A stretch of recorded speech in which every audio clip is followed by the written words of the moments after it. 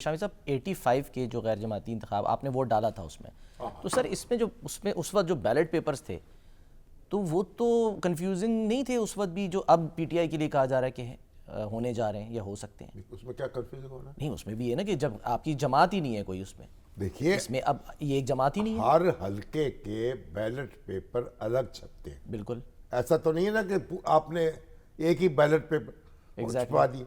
हर हलके में मुख्तलिफ उम्मीदवार होते हैं। बिल्कुल। अब हर उम्मीदवार का एक अपना निशान होता है। अगर पार्टी से ताल्लुक है आपका तो पार्टी का निशान होगा, सही। अगर पार्टी से ताल्लुक नहीं है तो आपका अपना निशान होगा। किसी का हुक्का, किसी का फुटबॉल, किसी की बोतल, किसी की बोतल। अब वो बेचारे हमारे गड्डापुर जो है उनको बोतल दे दी गई, पता नहीं सामने आएगी तो शहद की बोतल है। उन्होंने तो जनाब दरखास्त दे दी हाई कोर्ट में कि मुझे मेरी मर्जी का निशान दिया जाए, मुझे को इस बोतल के सुपुर्द कर दिया गया है। अच्छा शामी साहब, हसन रजा साहब हैं deputy bureau chief, Hasan Raza उन्होंने साहब खबर दिया आज, कंपैरिजन कर रहे थे ये।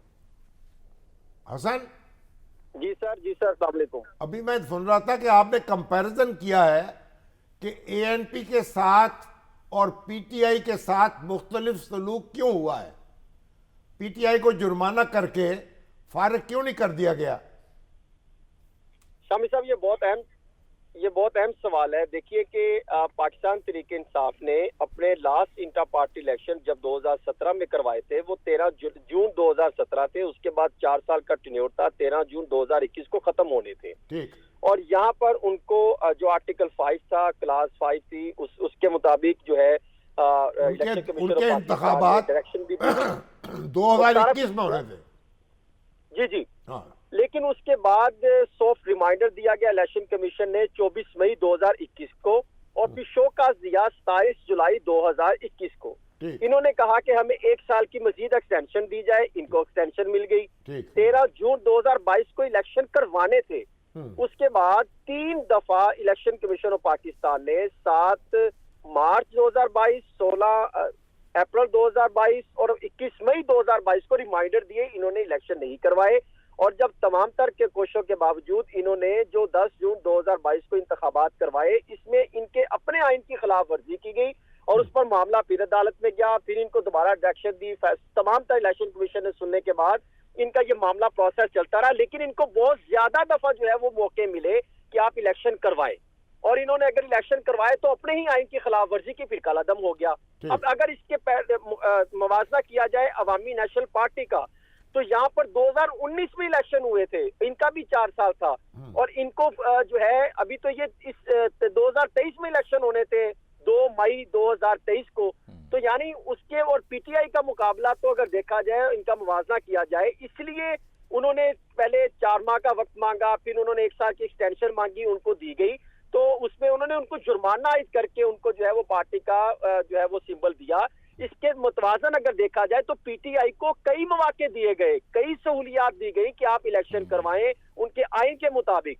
तो अगर ये बात की जाए कि अवामी नेशनल पार्टी को आपने जुर्माना करके इलेक्शन में जो है जाने की इजाजत दे दी या सिंबल दे दिया, तो ये बनता नहीं है। वहां पर उनका तो 23 में होना था, अभी तो 1 साल भी पूरा नहीं हुआ, अभी तो चंद महीने दिए और फिर उन्होंने खुद एक्सटेंशन ली, उसके मुताबिक ही उनको जिस तरह पीटीआई को तो फिर जुर्माना होना चाहिए था, जो कि नहीं किया गया पहले, आज से 2 साल पहले। आप तो बड़ी तहकीक और तफ्तीश करते हैं माशाल्लाह, बड़ी गहरी नजर है। ये पीटीआई डरती क्यों थी इलेक्शन से?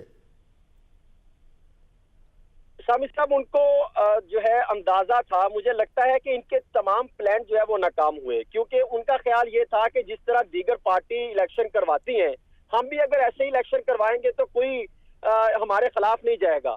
इनके खिलाफ जो है वो एक्शन लिया गया इन्हीं के पार्टी की तरफ से कि जनाब हम मेंबर हैं, हमें पार्टी के मेंबर जो है चले गए, इस घर को आग लग गई घर के चिराग से। जबकि इनके मद्दे मुकाबिल शामी साहब ना नून लीग के खिलाफ कोई गया, उनकी पार्टी के कोई मेंबर, ना पाकिस्तान पीपल्स पार्टी का गया, तो इस वजह से उनका तो गया ही नहीं। अगर उनके कोई बंदा जाता तो इलेक्शन कमीशन साफ ज़हीरा उसकी भी तहकीकात करती, उसका भी लीगल एक्शन लेती। मगर तो यहाँ पर अगर मुवाजना किया जाए तो पीटीआई खुद अपने पांव पर कलारी मारती रही। कई मौके आए और यह एदाद शुमार और हकाइक बताते हैं, जो इनका अपना आइन था, और इसमें क्लास जो है वो पेज नंबर अगर देखें पार्टी कॉन्स्टिट्यूशन 2019 का इनका अपना पेज 17 से 19 तक, और फिर क्लास जो है चैप्टर 10 और फिर 11 उसमें भी पेज नंबर 69 और 70 इन्हीं का पार्टी कॉन्स्टिट्यूशन पीटीआई का देखा जाए तो उन्होंने उसकी भी खिलाफ वर्जी की। और कई दफा इन्होंने ऐसे मौके आए कि इन्होंने जानबूझकर इलेक्शन करवाने से गुरेज किया जाता रहा, जिसकी वजह ये बनी कि आज जो है ये पीटीआई को ये सिचुएशन का सामना करना पड़ा है। और इसके ये झुर्रू इंतखाब कराने की जरूरत क्या थी? फिर मिन्नत तरला कर लेते यार और दे दे हमें एक्सटेंशन दे देते। सर एक क्विकली हसन से एक और चीज पूछ लूं, मुस्लिम लीग नून का मंशूर आज आ रहा है, क्या उसमें सामने बातें आ रही हैं? देखिए मुस्लिम लीग नून के मंशूर जो है वो बहुत जबरदस्त तरीके से उन्होंने तैयारियां की गई हैं, और भी कुछ देर कबल मुस्लिम लीग नून के कायद नवाज शरीफ साहब की अभी तकरीबन 10 मिनट पहले इनके मुआशी माहिरीन के साथ इजलास खत्म हुआ है, उसमें इन्होंने मुआशी लिहाज के बहुत अच्छा जो है वो पहलू सामने लाए हैं। उन्होंने जारी कर दिया है मंशूर? शामी साहब अभी तक तो जारी नहीं किया, तो जारी हो जाए। अब तो इरफान सिद्दीकी, वो तो इरफान सिद्दीकी साहब चेयरमैन थे ना उसके तो कमेटी के। जी जी आपने दुरुस्त फरमाया है, लेकिन अभी तक नहीं। लेकिन बड़े पॉइंट ये है, चलिए नहीं बड़े पॉइंट चले वो ओ भाई जब आएगा मंशूर तो फिर पॉइंट देख लेंगे ना। खबर आज तो मरियम जो हैं वो ओकाड़ा पहुंची हैं और अपनी मुहिम का आगाज किया है। कैसा रहा जलसा?